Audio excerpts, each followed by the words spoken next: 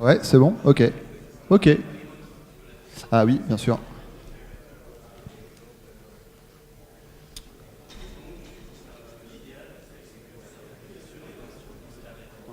Ok. Uh, all right. Hello, everyone. Thanks for coming, being here, not leaving the room. Let's get going. We've done the coffee break, I think, so I'm just going to get started, and hopefully it'll be interesting. So, yeah, sorry if some of you want to... Yeah, exactly. Okay, thanks a lot. So, my name is Axel Simon. I work for a company called Red Hat, which some of you might know. Red Hat does open source software. We're one of the biggest providers of open source software in the world. Thanks. And we have an interest in blockchain in general because some of our customers are interested in blockchain. We provide a Linux distribution called Red Hat Enterprise Linux. We provide middleware. We provide cloud operating systems like OpenStack, stuff like that. So we're interested in what our users, our customers, our communities are interested in, which is why we're interested in blockchain. And I'm interested in blockchain because that's my job and I find it interesting. Today I'm going to be talking about trust and this idea that I've seen floating around about commoditizing trust, so making trust into a commodity. We'll get into that. I've found that there's been some interesting conversations today already. I saw a few talks that I thought were interesting, and I hope this will add to this conversation. Talks by Martin, by Vlad, by Primavera. All that was interesting, so I hope this will sort of go in the same direction.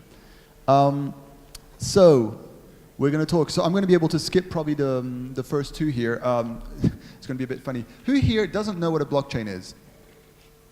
That's it. Okay, so I can skip that. And who here doesn't know what a smart contract is? Okay. So we'll go a bit more on that. So I can go really fast on the first two. Then commodities, that might be a little less obvious, so we'll go a bit more into that.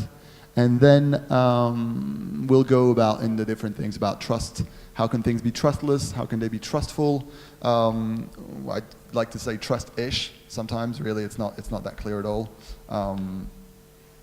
And then how can we commoditize that, or what does that even mean? And I think we'll find that it's a bit more complicated than that.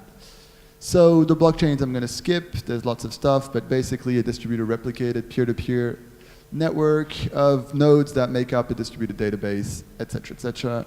So I can skip. Oh, cool. Smart contracts. Right, so the thing about smart contracts is that probably a lot less in this room. This slide works better with people who don't know what smart contracts are.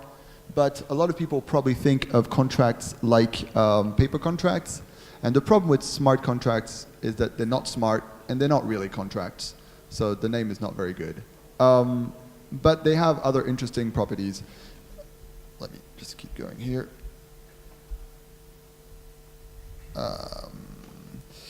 Yeah, they're not that smart. They're probably as smart as your smart dishwasher. They're really just networked programs. They're computer programs that are set up to a network. The nodes on the network execute it. Most of the time, it's all of them. Sometimes with new sharding ideas, it's some of them. But they're not exactly contracts. There's another thing called Ricardian contracts, which is much closer to an actual legal contract. But this is not what mostly people talk about when they talk about smart contracts. Is there anything else I want to add here? Yeah, one term I've seen that is interesting is sometimes it's also programmable money, like money that you can program when it's for financial transactions, or just distributed apps is probably a better way of calling them. Really the smarts in the smart contracts are in the people who are creating them. They're not in the contracts themselves, which is something that will matter again later on. So what are commodities? So if you ask Wikipedia, Wikipedia will tell you that in economics, commodities, I'll read it. A commodity is an economic good or a service that has full or substantial fungibility, which is helpful only if you know what fungibility is. Now this is a crowd where I think more people than average know what fungibility is. Usually people have no idea what it is. So we will go onto that a little bit. So fungibility is essentially the property of goods or services to be indistinguishable from one another. You can replace one with another. For instance, rice is a good example. when you buy a bag of rice that weighs 1 kilo, you don't care what grains make up that kilo specifically. You don't go and choose them. You just care that it's 1 kilo of rice. Now, there is a caveat here. It's that you do care, depending on who you ask, you do care about what quality of rice it is or what type of rice it is. So, or if it's organic or if it's not organic. So fungibility is not just a simple, it's not black and white. There is a continuum, and that's also something we'll get back to later. But essentially, fungibility is the capacity or the property of some things to replace one another without one caring. It's not necessarily liquidity, which matters more in a financial context, but we'll get to that right now because fungibility is also a property of money, which is a great way of looking, or it's another good example to understand what that is. If I have to give you back 10 euros that I borrowed from you, you don't really care if I'm giving you back the same note or another note, 2 5-euro notes or 1 10-euro notes. It's all indistinguishable. So that's what fungibility is about. And you can also add more caveats, like some money notes are tainted or are noted by the government to be known to be used by bad people and all that. So that reduces fungibility, but the core idea is still there. So maybe now we can try and explain what commodities are. So commodities are things that are both standard enough and readily available enough. They're easy to come across, to come by. That when you consume them, you consume them in a predictable way. You basically know what you're going to get every time. So we can say basically that some services are and some goods are commodities. The examples I think are quite reasonable. Electricity, you don't really care. I mean, it's indistinguishable where your electricity comes from. Some of us do care what actually generated it, but the actual electricity that powers your stuff at the end of the day is going to be the same one. Most of the time a taxi ride is going to be the same. You want to get a cab to go from one place to another. You can basically expect what's going to happen. It's going to take you from one place to another. And it works also for goods, obviously, bananas, rice, wheat, blah, blah, blah, that sort of stuff. So commoditizing is the act or the results of when something becomes a commodity. So some things might start being very customized and very specific and become commodities over time. For example, something like I realized that I didn't put down an example. Things that were hard to come by for a long time have now, a lot of them have become a lot easier to come by.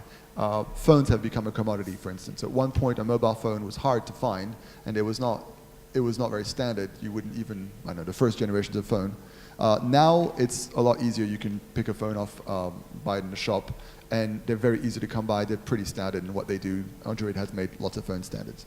So again, as with fungibility, it's not binary. It's not either it's a commodity or it's not. It's a spectrum. You know, but to some people, a bag of rice is a bag of rice. But as we were saying, to other people, depending on what kind of rice it is, that makes a big difference. Not always, but to some people it does. So there's a spectrum here. So now going to something a bit different, but which will all tie together. Trustless, trustful. So trustless is a word that gets used a lot, I think, in the blockchain world. People are very interested in this idea of doing things in a trustless way. Actually, the Bitcoin white paper, it even mentions at the end, it says, therefore we have shown that we can build a system without relying on trust. I think that's not true. There is still trust. You're just trusting different things. Now you're trusting the code. You're trusting that it's properly implemented. You're trusting that the logic that it implements is correct. You're trusting that rather than institutions. Or, you know, a lot of time these institutions are opaque. So that's interesting. But there is not a lack of trust. You're just trusting something else, and you're making that choice. And that's an interesting choice, but I think it's still too simple to say that that you're not relying on trust. Really, it's not about zero trust. It's about choosing who and choosing what you trust. Still, there is some positive. I mean, I think that's positive. It's this idea of trust reduction. We still do a lot, but in the normal, usual world, you trust institutions to a large extent, and in the blockchain world, you have the potential to trust these institutions less and trust maybe a reduced set of things, which is code, which is the people who audit the code, which is the people who write the code. So still, there is a difference, but it's not about, there is still trust. So that's what I would call maybe trust-ish, which is, it's not complete, you don't have complete trust in it. You might verify, you might do things like that. It's not either trustless, it's, somewhere on a continuum. So this idea of commoditizing trust. This is an idea I came across, I think it was a talk a few years ago by someone who was basically arguing that now we're at the point where with smart contracts, we can just commoditize trust. Like trust is becoming as easy to come by as a banana, or turn on the tap. And so, you turn on the tap, you get water, you use a smart contract, you have trust. That's it, problem solved. I think it's a very nice idea. I mean, it's very tempting. There's a lot of allure to that idea. It sounds very nice. I mean, if you could immediately trust people on the other side of the world without having to do anything, but use a technical system, it sounds brilliant. It does sound great. But yeah, I don't think that's really true. I don't think it's as simple as that. I think that these different things we've seen, like in crypto we trust, that people have printed t-shirts with that.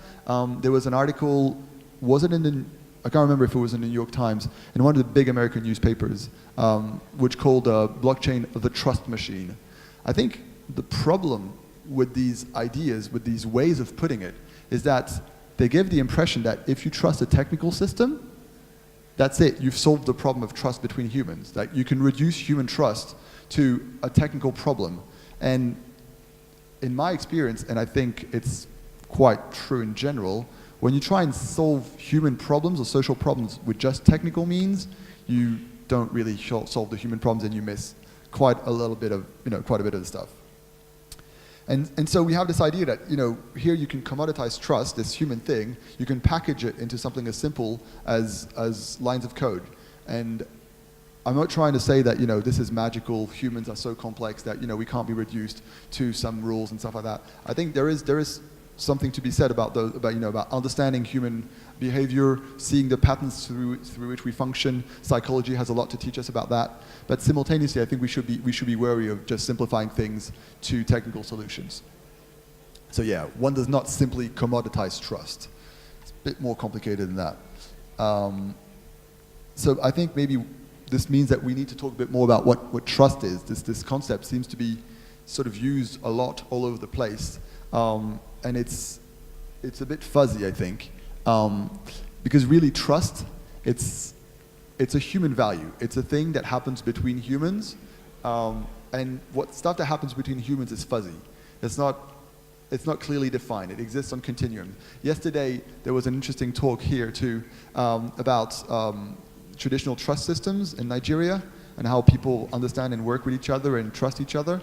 And they exist on continuums. They exist in old running systems that exist for a long time, or sometimes in new systems, but overall they are very, very human-based, very, very fuzzy, really, I think is one of the best words. And so trust is fickle. It comes and goes. It's dependent on a multitude of factors. I mean, you might trust someone at a certain point in time, but not trust them another time, and then trust them again. You might trust people in some contexts, but not in others. Like you might trust someone to be very good with doing technical stuff, but not very good with doing human interactions, or vice versa. You might trust them when they're trying to achieve certain goals and not others. And so you trust some people some of the time, basically. So trust does require some technical solutions, I think, but it's only part of the overall picture. And that, I think, is where the whole idea of commoditizing trust kind of breaks down. So trust can be in different things. So you can have trust in people. You can have trust in technical systems. So that can be software, that can be tools, that can be machinery. I mean, when you're a machine worker, you trust the machine and the people who've designed it not to basically chop your fingers off if you use it correctly. We have trust in social systems. We have a lot of trust about that. Bruce Schneier came out recently with an article about blockchain and why it's useless, essentially. And and one of the big things he mentions is trust. And I think it's true that one of the things he says is very true is that we are constantly trusting other people, institutions to function without even necessarily thinking about it. The trust in institutions, in companies, in some NGOs, even in just support networks, people around us. And I would argue that at the end of the day, the most important bit of all of this, and it can also be a combination of the above, and I would argue that the trust in the people is probably the most important part, because the people build the tools and the people make up the institutions. And so you can build institutions out of untrustworthy people, and you can have trustworthy tools coming from untrustworthy people. It's not impossible. There are clever ways of doing that. But I don't think you can really do it the other way around. I mean, I don't think you can have, trust in people with untrustworthy tools or stuff like that. I mean, I think at the end of the day, if you think about it, the trust in people is probably the one that underpins the trust you have in other things, and because of that, it's something we should really sort of keep having at the forefront of our minds. So, which can lead us to a bit of a weird question, which is trust fungible? Like, can you exchange one trust for one thing, for another trust to another thing, without even thinking, like without knowing what it's about? And this is not a question I have an answer to, by the way. I just think it's a weird and interesting question. The idea of the fungibility of trust. So as you can see from what I've been saying, and you can guess my idea here, is that it's a bit more complicated than that. Like, trust being this human fuzzy thing, it's hard to reduce it to this set of smart contracts or just to technical solutions.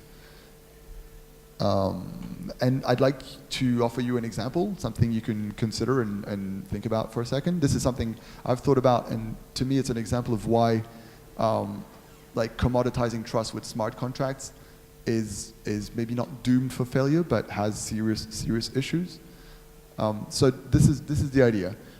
We create a system for microloans based on smart contracts on a blockchain that enables people to easily, on one side, give money or put money in the system, and on the other side, for the people to get microloans that will help them start small businesses and stuff like that. This is my concern. So at one point, one of the persons who borrowed money from this microloan system, which I found a horrible name for, which is micro-block loans. You're free to take that idea, by the way. So one day, one of the people they can't pay back their payment for a good reason. What I think about immediately is, somebody in your family has a health problem, and you don't know how long it's going to last, and you just pay for their health costs. You just have to. It's more important than whatever loan you took on. But what happens next is that after a certain amount of payments, 2, 5, 10, 50, I have no idea. At one point, the system will basically find automatically, because it's code, that the person has defaulted, and therefore that their loan should be cut off. The collateral that was given for the loan at that point comes in jeopardy, and either you lose your collateral or some other bad consequence happen. But basically, the person who got the loan, their life takes a bad turn at that point, because on top of having someone in their family who is sick, they also lose their loan that was enabling them maybe to run a business, or they lose the collateral that came with it. And so the immediate consequence, or at least to me the reasonable consequence of that, is that then when they next talk to people and people ask them, what do you think about this loan system? I've been wondering if I should get a loan from that. Their reaction will be like, well, at one point I couldn't pay my bill, and I had a good reason, but the system was automated, and basically I lost my collateral. And so don't use it. I think it's bad. I think you should not use it. I think basically they will tell anyone who'll listen to avoid the system like the plague, because it burned them. And so in this case, the technical system never stopped working. I mean, there was no vulnerability in the code. The implementation was correct. The math behind it was also good. The software was still up to date. Possibly the person's phone on which they had their client for that was also up to date. Like, all the technical aspects, they're fine, they're good. Code's not broken, math not broken, code is working. But the trust in the actual overall system, that's gone. And that's where there's a real difference between like the technical trust, the trust in the technical side, and the trust in the overall system. And that, I think, is really where, is an example of where there's limits to this idea of commoditizing trust. Here's a few things about why you can't commoditize, basically, I think. The first one is, the first one is that, and this was something I read not that long ago and really stayed with me, and maybe you'll find it interesting too. I used to think that the fact that contracts are ambiguous is a problem, and it's great that smart contracts are not ambiguous because, well, you know, who likes ambiguity? It's annoying. You don't really know where you're going with it. You don't know what's going to happen. It's hard to predict. People don't like unpredictability. As someone was saying earlier, you know, we like determinism. We like, you know, we don't like things to be in an indeterminate state, to tolerate the uncertainty, as sometimes is said in psychology. But the thing is that the fact that there's a lot of subjective determinations in contracts, that's not a bug. That's a feature. It's done on purpose. It's useful. Ask a lawyer, they will tell you. And it was in a lawyer's article that I read this, and I found it really interesting. And other lawyers, I think, agree. It's like, no, but they need that. They need that to have some leeway in interpreting the thing and making sure that even if sometimes you derive, you know, you're a bit away from the wording, you're not far from the spirit of the contract. And it's the same thing for judges. Judges need some ambiguity, or at least some leeway in the wording, to be able to apply laws. If you remove all ambiguity in laws, you're left with judges that are no longer really judging, but they're just robots applying a set of rules. And so this is actually an important feature of the system. It's not a bug, and we as a community should think about it that way and not try and correct it, because otherwise we're probably going to, you know, have bad consequences. Another thing that's interesting is overrides. An example is my manager. He works. He's a volunteer first aid responder. So he works with people in hospitals and trying to help, you know, victims of accidents, for instance. And there are cases where in hospitals, most of the time, people of a certain hierarchical level are not allowed to access the medicine room. Like, they're not allowed to go into a room where they can get drugs out and medicines. And there's a good reason for that. You want to avoid theft. You want to avoid people, you know, abusing those substances. But there are also cases where all the people in charge are not available, either because they are in an accident themselves, or they're taking care of someone else who was just in an accident. In cases of large disruption to the system, it's important to have an override where those people can go into that room and they can take the medicines that are needed by the other people. Basically, you need overrides. And so overrides means more conditions, means you have to consider them, or sometimes you have to consider that you can't consider all the cases and accept that there is a moment where somebody can push a button and just override all the rules. And that's very hard to do in smart contracts. I mean, you know, following the DAO mess, one decision that was made was we'll roll back the blockchain. But that's a hard thing to do. We even create rifts in the community. So overrides are something you have to consider because human systems need them at the end of the day. It's really hard to do without, basically. And I would also argue that, and this is another argument against commoditization, is that, so I'll read it because we're all going to read it together otherwise. Who is writing the code is very important, and who is reviewing the code is also important. And this importance in the people producing and checking contradicts completely the idea of a commodity. I mean, do you have any idea who produced the aluminum that is in your phone or in your kitchen? Or, you know, who produced the wheat that is in the pasta you eat? Probably not, because that's a mark of a commodity. You don't care about who produced it. It's essentially indistinguishable. And even if you go all the way down to saying it was organic, bronze extruded pasta, blah, blah, blah, it still doesn't really matter, like what actual, you know, if not the person. I mean, the person who did it, nice job, thanks. But it's not, you know, it doesn't really matter who they did it. Brands can come into play, but for true commodities, they don't really. Basically, they disappear. And that's one of the marks of commodities, is that the branding, it becomes kind of irrelevant. In this case, we really care about who's producing a smart contract. We want to know who's written it. Are they qualified? Are they good? Do they have a good record? If they've made mistakes in the past, have they corrected them? The people who are auditing this stuff, are they also qualified to audit it? Are they good? Have they found mistakes in the past, or have they missed mistakes in the past? All those things really go against the idea. I mean, I think these are all things that we currently need and want for smart contracts, and they go against the idea that, you know, you can use smart contracts as a commodity, and therefore commoditize trust. So one obvious answer to this is, well, you're simplifying a bit. We can make smart contracts quite complex. We can add more conditions, and we can try and take care of the edge cases. And of course, that makes sense. And I think to some extent there's quite a bit of truth to that. We could probably do quite a lot of stuff. But if you start adding more complexity to your smart contracts, to start taking care of edge case number one, then the third, then the second one, then the third one, and as you go along, you discover more and more edge cases, you end up basically with a really complex thing. And so it's really tempting to think that, you know, we're going to sort of simplify all this messiness into some well-written, well-documented, standardized code that was going to cover all the use cases. I think you'll realize that, you know, when you try and simplify all the messy, fuzzy human relationships down to that, down to all the cases that can happen, you're either going to realize that you can't, or that the result is such complex code that has so many branches and so many, you know, variations that it becomes, it defeats the point of having that in software to simplify the world, because it's so hard to maintain, it's so hard to take care of all the edge cases that you end up spending more time doing that than just, you know, doing it the old way. There was another point. Yeah, I'm not getting it. But basically, I think there's an inherent paradox there, in that the more complexity you're going to add, the more you're going to, you know, the more complexity you add to manage the edge cases, the harder it's going to be to maintain, and the less standard it's going to become, and therefore, that's the point. The less of a commodity it is. The whole point of a commodity is that it's standard and it's predictable and it's basically simple. And in this case, if you want your smart contracts to be usable and cover all the things they need to cover, they become super complex, they become non-standard, they become, you know, really customized, and that sort of defeats the point of commoditization.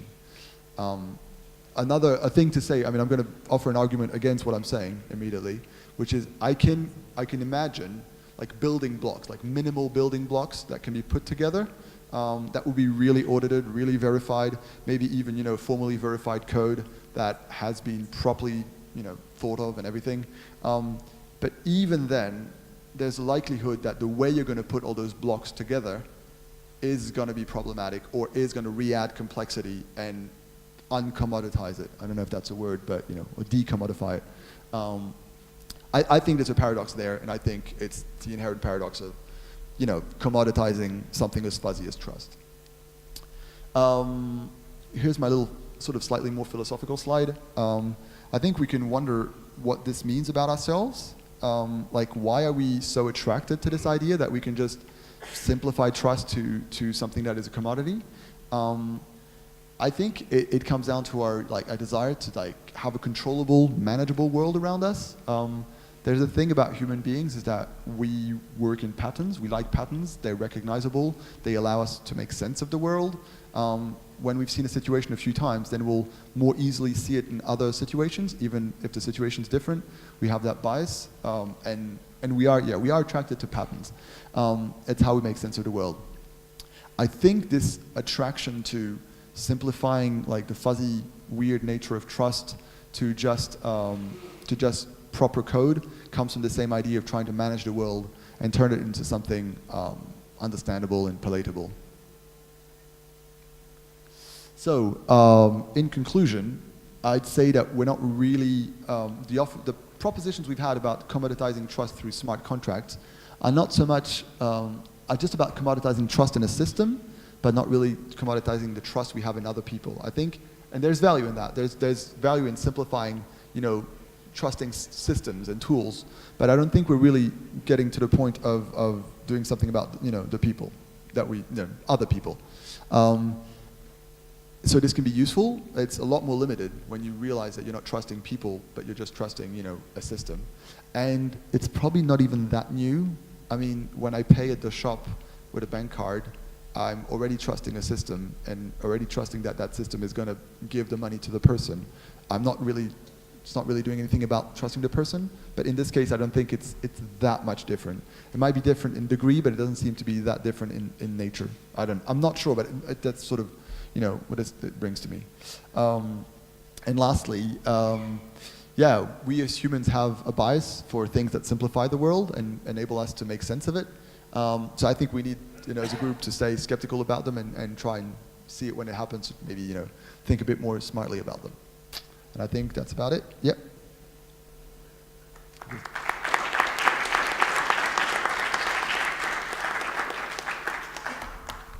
And so if you have any questions or if you want to discuss this, I'm happy to try and answer.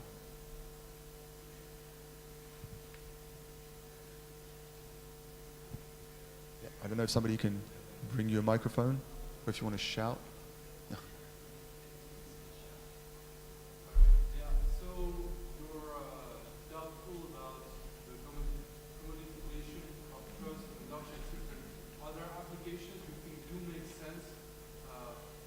Blockchain in general and revolving around trust. What are applications that get you excited where you think that this technology is actually useful?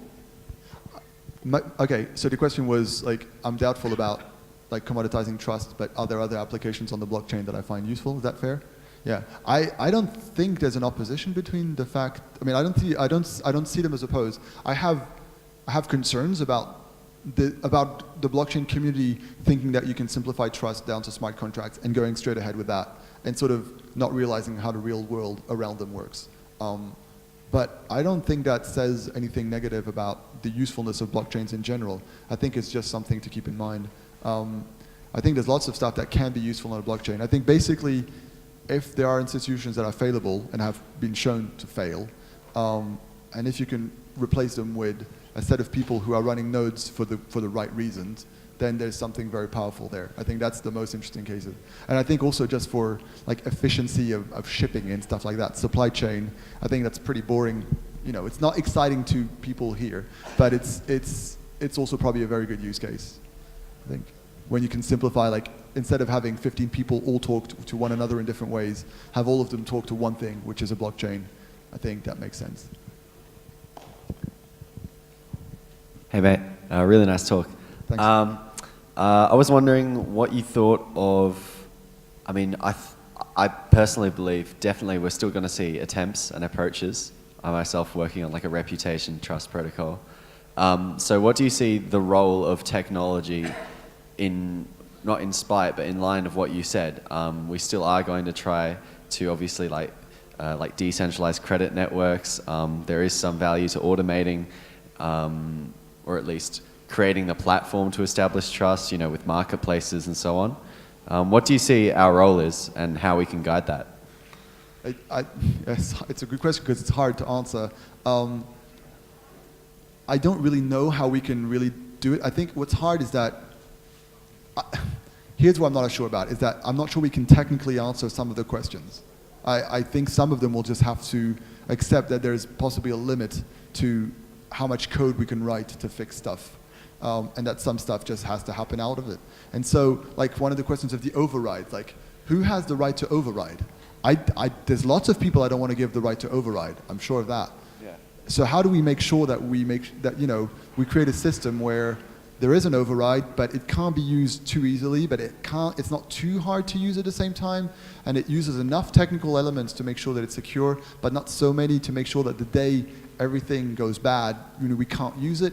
I think that's really hard. So I think it's probably a point in the blockchain community where people need to start looking a lot more outside rather than looking what they're building locally, because it's easy to get really excited in what you're building and be with all your friends in your community and think this is awesome, we're building something awesome, especially when you're building something really interesting and exciting. Yeah, exactly. But it's also a really good time, I think, for the community to look at how people have been doing this sort of stuff before and outside the community, but also like throughout time and history. The different ways of how people have been lending money to each other in decentralized, local, federated systems of money. Yesterday, somebody was mentioning the Susu, which is one of those systems, if I understand correctly. How trust reputation systems worked in the past, and also looking at the limits and criticizing them, because I think there probably were big, large limits and how those systems used to be abused. And can we use some of our clever, modern, newfangled technology to avoid those issues while yet, using what was good? I think it's a good time. It's a bit like, I find it's a bit like when the parallel's going to be weird. I'm warning you. It's a bit like when you discover a new genre of music and you get really into it and you start looking, listening only to that. And after a while, your head comes out of it and you're like, there's all this other interesting stuff around. Maybe now's the time to start bridging all of this back in together. I think it's a bit of that. Like, blockchains have existed for what, 10 years-ish? Let's say that. Ethereum's been around for 5 years. It's a good time now to say, okay, we've done all this. Maybe now, let's get our head out of what we're doing and look around and see how we can patch to other stuff. And I mean, this is more personal opinion, but I think there's like quite a rift between the open source community in general and the blockchain community specifically. Yeah. And even though pretty much all the blockchain stuff is open source, which is also one of the reasons why Red Hat's interested. And almost it's, from what I see, like anything that isn't open source in blockchain is suspect and almost eliminated like by default. There's not that much collaboration between those two general communities. There's still a bit of a rift, and so I think that, for instance, is a place where more people could collaborate. It's not completely different communities, but it's surprising that there is still that much difference in a way. Lots of people are still skeptical of blockchains in the overall, free and open source software community. So I hope that answers.